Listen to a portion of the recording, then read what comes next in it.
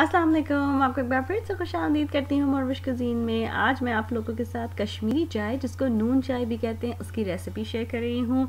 पाकिस्तान में तो ऑलमोस्ट हर शादी में सर्दियों के मौसम में इस चाय को सर्व किया जाता है और सर्दियों के मौसम में इसको पीने का मज़ा दुबाला हो जाता है। चलिए जल्दी से देखते हैं कि इस रेसिपी को बनाने के लिए हमें क्या क्या चीज़ें दरकार हैं। तो बिस्मिल्लाह पढ़ के शुरू करते हैं। सबसे पहले पैन में मैंने पानी डाला है। अब इसके अंदर मैं कश्मीरी चाय की जो पत्ती है, पिंक टी लीव्स भी इसको कहते हैं, वो इसके अंदर शामिल कर रही हूँ।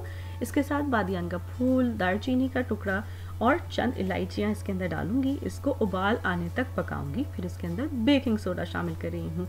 अब आँच को करेंगे हल्का और अब इसका हम वो प्रोसेस शुरू करेंगे जो थोड़ा सा लंबा तो है लेकिन बिल्कुल वर्थ इट है और बिल्कुल उसमें आपने घबराना नहीं है। इस तरीके से हम चमचे से इसके पानी को उठाते जाएंगे और डालते जाएंगे थोड़े थोड़े वक्फे से।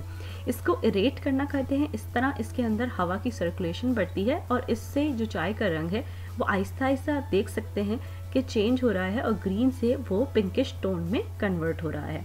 इसको हम इतनी देर तक के लिए पकाएंगे कि इसमें बिल्कुल नीचे क्वार्टर कप से 1 कप के बराबर पानी रह जाए। जब ये हो जाएगा, अब इसको अंदर हम बहुत खूब ठंडा पानी शामिल करेंगे, जिसको शॉकिंग मेथड कहते हैं, जिससे अगेन इसके पानी का रंग जो है और चेंज होगा और अब इसको एक उबाल आने तक पकाएंगे। इस तरह ये कश्मीरी चाय तैयार है। कलर आप देख सकते हैं कितना डीप रेड आया है इस वक्त।